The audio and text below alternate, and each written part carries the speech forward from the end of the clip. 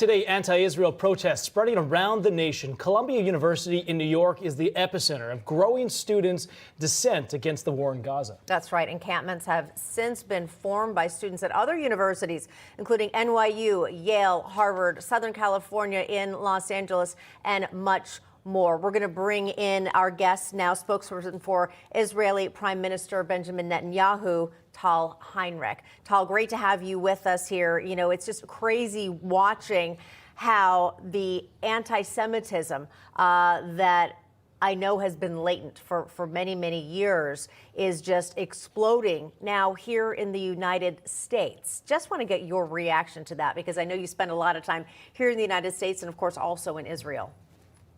It is crazy, Katrina, and I commend you for calling it for what it is, because I see on different various media outlets sometimes these protests are being covered as pro-Palestinian protests or simply anti-Israel, but they're not. We should call them for what they are. These are anti-Semitic protests. They're not only anti-Israel, by the way, they're anti-America, they anti-Western overall.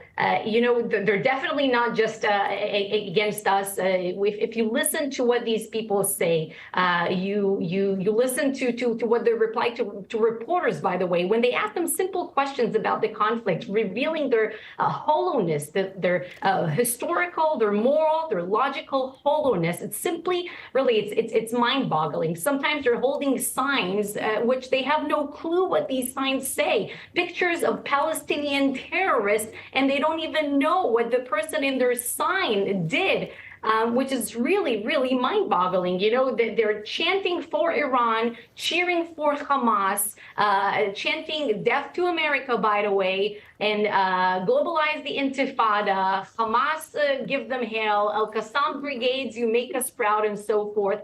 And on the other side, you see the pro-Israel students singing God bless America. So there you have it. On one side, the death to America crowd, and on the other side, you have the God bless America side, which, you know, picking sides should be a no-brainer to anyone. And by the way, these protesters that you're now showing, they don't care about Palestinians. And why? Because if they really cared about Palestinian lives, they would have called on Hamas to surrender. They would have called on them to release the hostages, to free Gaza of Hamas. But no, they're not doing it. What are they calling for? More Jewish, more Israeli blood.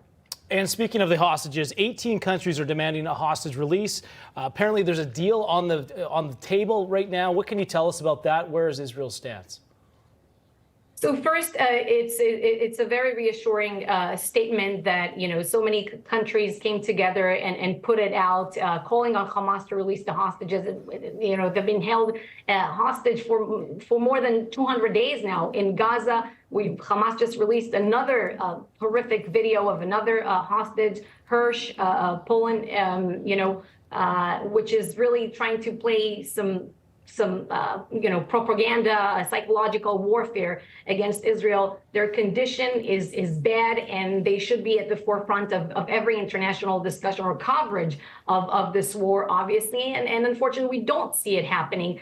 Hamas, up until now, you know, they didn't want to release the hostages. This is why we continue to apply pressure on them. Every time Israel showed more flexibility in negotiations, so to say, Hamas they kept hardening their positions. Why? They want to remain in power. They want the IDF to withdraw completely from Gaza. They want to stay in power, control Gaza, live another day, and carry out another October 7th massacre. So that's where things are standing right now. They haven't been serious about the negotiations.